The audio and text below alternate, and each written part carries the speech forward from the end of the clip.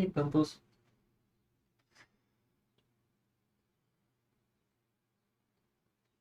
Welcome back to my channel. This is going to be the first video in a series that I'm going to be doing about networking. Ironically, this video is going to have nothing to do about networking, because before I get into networking itself, I want to talk about how computers store numbers. You see, computers use what's called base 2, or binary. And binary is great. It's not the same as base 10, which is what we as humans use, but it's also very confusing to read. So as programmers, we convert binary numbers into hexadecimal numbers when we're trying to read large amount of data.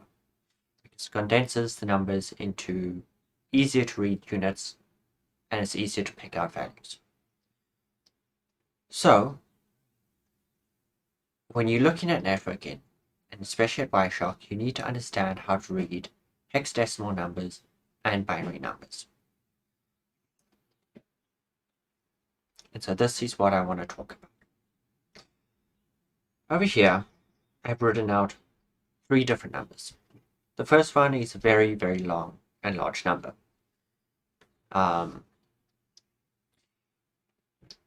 I've also written out a bit weirdly, as I've grouped it in groups of 4, and I'll explain why a bit later.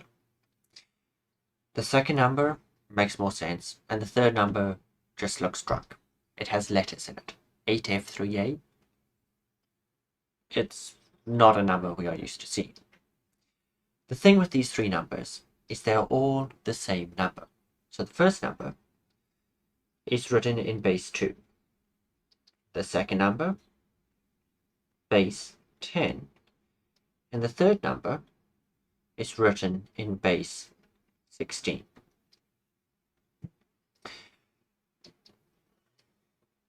And to explain what base 16. And to explain what I mean by the bases represent the number of symbols that you can use to represent a single number in a single column.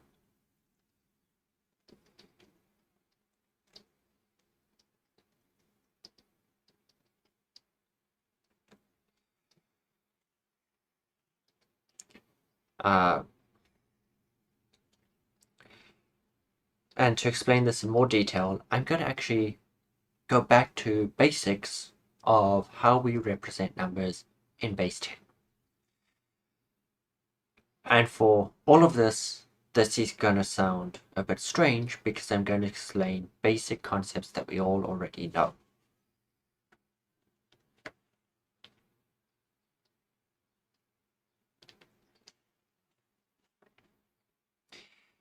You see, in base 10, we have 10 digits or symbols we can use.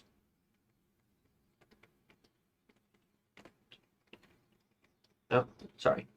0 to 9. Now this represents a count. So if I want to represent 5 or something, I write the number 5. It's very simple. We all intuitively know this.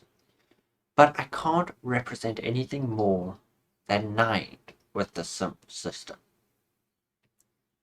I can hear lots of you going, but no, of course you can. It's 10. 10 is bigger than 9. But when you look at the number 10,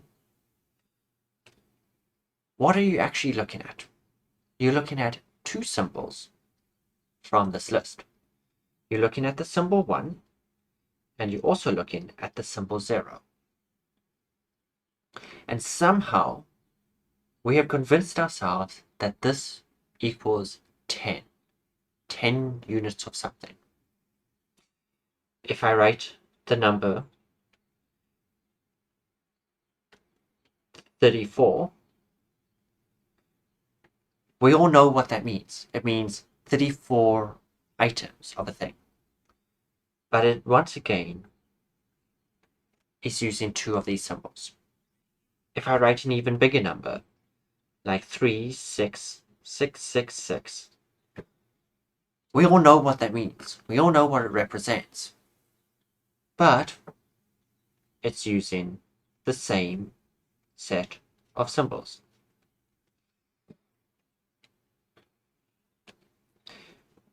And so what it actually means, a number like 3666, I'm going to write out in individual squares here, means 6 times 1 plus 6 times 10 to the 1 plus 6 times 10 to the 2 plus 6 times 10 to the 3 plus 3 times 10 to the 4, or 6 times 1 plus 6 times 10 plus 6 times 100 plus 6 times 1,000 plus 3 times 10,000. And now, if you remember your junior school math, we have the ones column, we have the tens column, we've got the hundreds column, we've got the 10,000s column, and we've got a thousands column, and we've got the 10,000s column.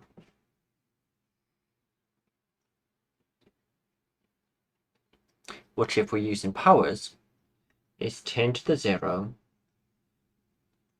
10 to the 1, 10 to the 2, 10 to the 3, 10 to the 4, base 10.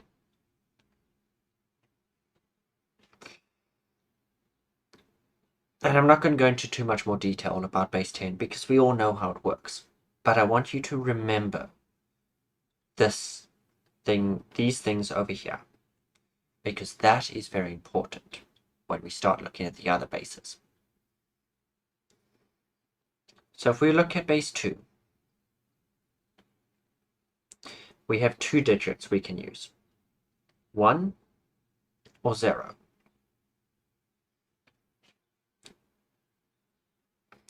0 obviously represents 0 beans or 0 count. 1 represents 1 of something. So if we write a number like 1, 0, sorry, let's write down here, 1, 0, 1, 0, we can translate that into base 10. We use the same system. 2 to the 0, 2 to the 1, 2 to the 2, 2 to the 3. So 1, 2, 4, 8. So what this means is 1 times 2 to the 3 plus 0 times 2 to the 2 plus 1 times 2 to the 1 plus 0 times 2 to the 0, or 1 times 8 plus 0 times 4 plus 0, 1 times 2 plus 0 times 1, or 10.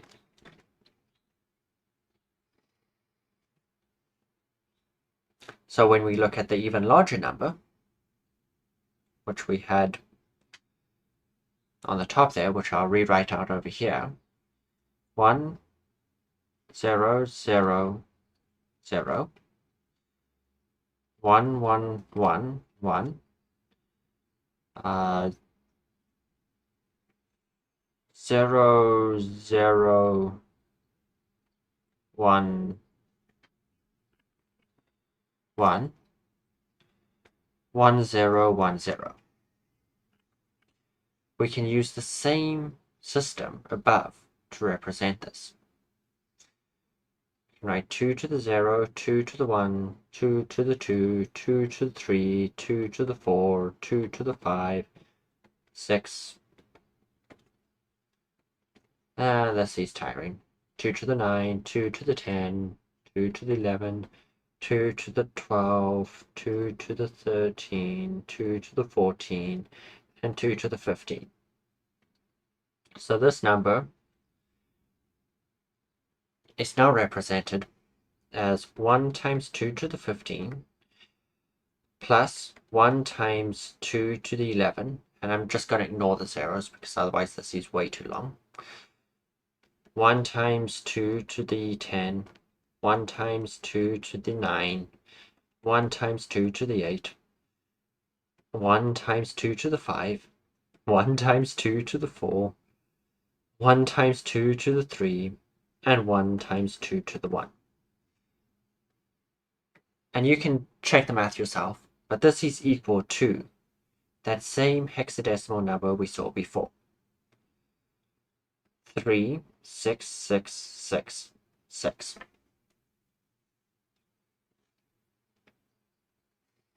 So binary, in its simplest, is fairly straightforward. You break it out, you use the base 2, so you use 2 to the power of something. The something is the column that is in. The first column is 0, the second is 1, the third is 2, etc. And you go from right to left with that numbering system. And with that, you can represent any number. But we also had this third number over here that we talked about.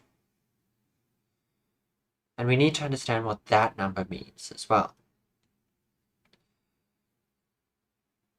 And so we need to talk about base 16. Base 16, like base 10 and base 2, use a set number of symbols to represent a count. As you can imagine, base 16 uses 16. And we like to use digits, the same digits we use for base 10, so 0 to 9. 9. And then because we need to represent another 5, we use letters. Specifically, A to F.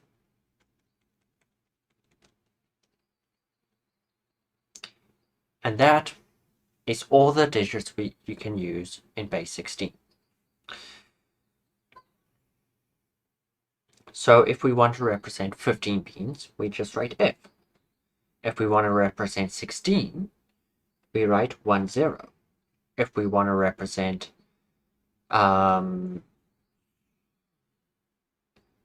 let's say 20, it is 1, 4. If we want to represent something like 1b, that is 16 plus 11, or 27. And in here, we can start to easily represent numbers again.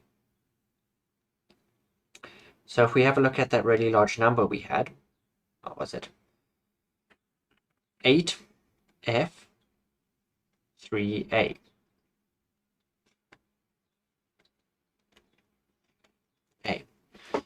We can easily translate this number using the same system where we use 16, the base number, to the 0, 16 to the 1, 16 to the 2, 16 to the 3, or 1, 16, 32, 64.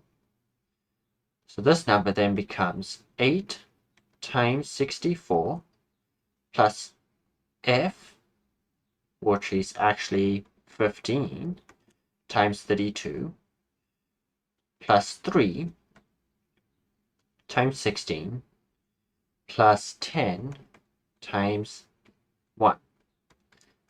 And that, once again, amazingly, represents 36,666.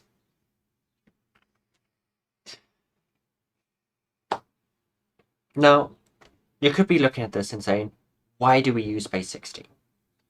We have binary. If we need it in a human readable way, we have base 10, DESI systems. It's what all humans understand. Why do we need to make it more complicated? Why do we need to throw letters in our math? It's because base 10 is not a nice number in binary systems. What I mean by that is if I want to represent 10 in binary,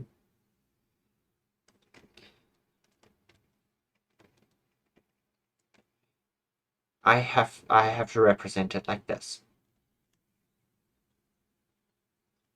I believe that's 10. Let me just quickly check. Yes, so that is 10. And now computers want to be efficient. So I have used 8 bits, 4 bits. A bit is a single digit. And so if I want to represent 10, and I want to make it easy to translate between, I am losing out on these extra bits over here that I could have set. So any number from 10 to 1111, which is equal to 15. I'm missing 5 other numbers that I can represent. Now this might not still be making too much sense. But now imagine this situation. We have what we call, if we have 8 bits, we call it a byte. So we can represent a piece of information in a byte. And that's essentially the smallest segment that you can take out of a hard drive or out of memory. Everything is stored in a byte at the very smallest unit. So 8 bytes, 8 digits. We can represent 128 values in that. So if I translate that, we get 127 in binary. Now, what if I tell you that if I'm looking at these numbers, the first 3 numbers are used for actually, let's just say the first 2 numbers are used as a state value. Do you want to receive information?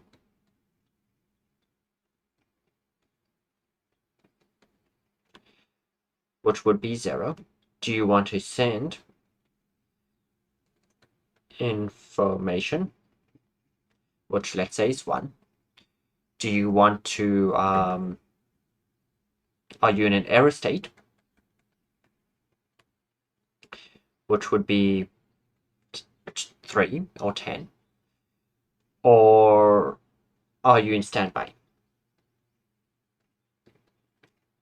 1, 1. And now these other numbers represent something else.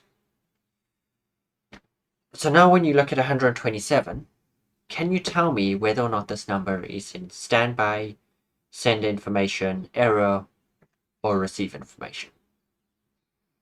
The answer is no. Can you take 127 and very easily convert it back into a binary number, which you can then read? Yes, you can, but it takes a bit of effort, and it's a bit confusing. And now if I throw another 8 bits onto here, I have an even larger binary number, and if I only want the first 8 bits, it's even harder to separate. I have to take the entire number, and I need to convert it into binary just to get these 2 bits.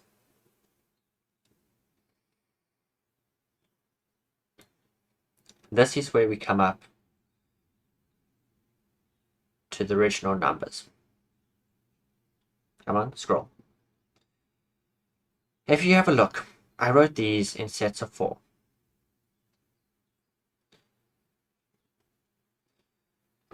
And I wrote that very specifically in sets of 4, because if you have a look at the base 16 number, I'm using 4 digits to represent the same number in base 2. If I have a look at these 2 numbers, let's take the 2 numbers again. Just gonna 1 0 0 0 1 1 1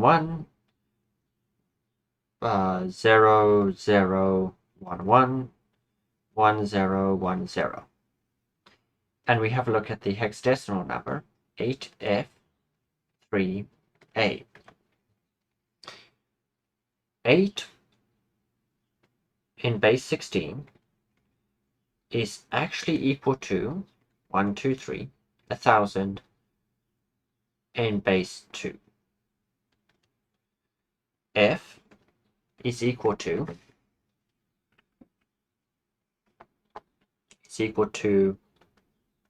sorry, I should write this properly. F in base 16 is equal to 1111 in base 2. 3 in base 16 is equal to 0, 0, 1, 1 in base 2. And A, if you haven't noticed the trend here, is represented by 1, 0, 1, 0 in base 2. So now if we have the same number being transmitted to us, and I ask you, and I tell you that these last 2 digits are the status code, whether it is wanting to send information, receive information, error, or standby, and I ask you, with this number that I've given you, 8F3A, what state this is in, you can very easily take A, because you know it's in the last 4 digits, you can convert that to binary, and then you can pull out these last 2 digits and say it is in error state. And the more you look at numbers, the more you'll get used to these numbers. Because we only ever have 16 digits, you actually only need to remember in your mind how to convert up to 16 in binary. So you only need to know up to 4 symbols. That is why we use hexadecimal numbers.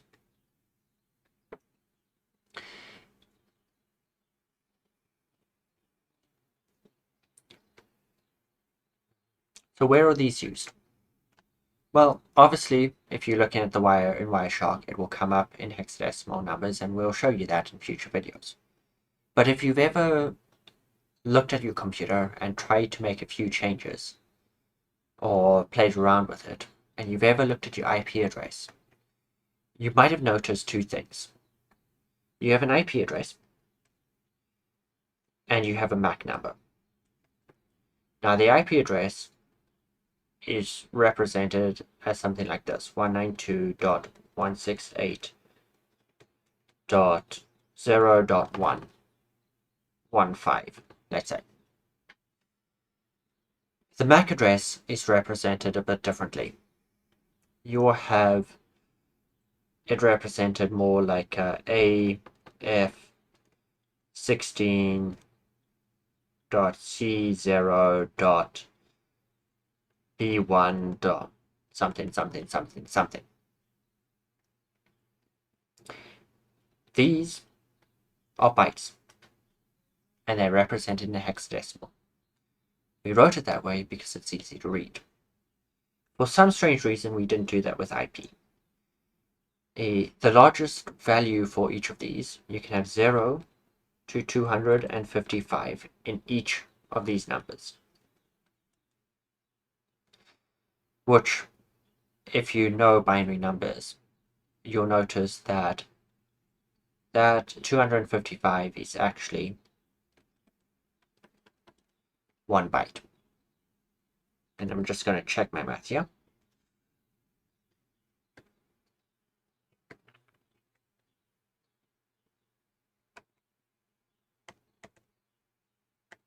Yeah, it's 1 byte. But we decided to convert it to hexadecimal just because it's easier to read. And we ended up using these dots here because it's kind of useful to be able to know the binary numbers. So we separated them into bytes so you could easily convert them back to binary. It's a bit strange. It would have been more sensible to use a hexadecimal number, but most people are not used to that, and they're more likely to have to see the IP than their MAC address. So you have probably seen these numbers already. Now, I've given you a crash course on binary numbers, and I do want to make sure that you understand that you don't actually need to know how to convert binary numbers. You can easily find online very useful tools that convert numbers from binary to base 16 to base 10 to Deci system.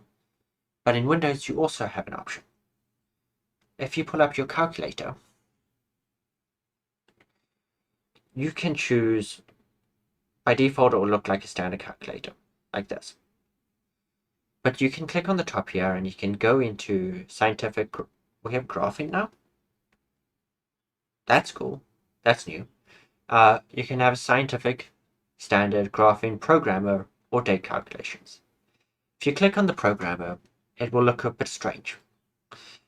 But you also notice that you have four things here: binary numbers, decimal numbers, hex numbers, and octa numbers. That is base 8. I didn't explain base 8 because really we don't actually use it very much. Unless you're using a very old system, you're not going to come across base 8. It has a similar convenience to hexadecimal numbers, except their hexadecimal numbers are nicer with binary numbers, at least with bytes. So if you want to convert a number, let's say you have a binary number and you want to convert it, you can just punch in the number and it will nicely break it out for you. You'll see over here, I will show it in sets of 4, and it will give you the Deci number and the hexa number. If you want to go the other way, so let's say you have a decimal number. Let's use my number I like, 36666.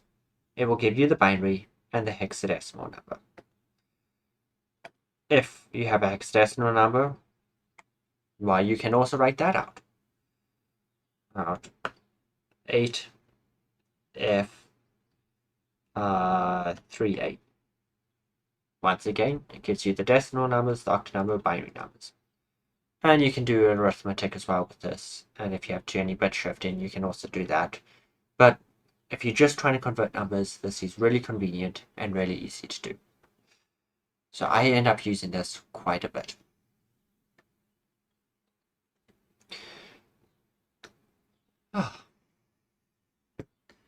So I think that about covers what I want to talk about in this video. Definitely a lot shorter than the first video that I actually shot. Although my recording time over here is an hour, but I redid this twice without stopping the recording. I don't know why, I just did.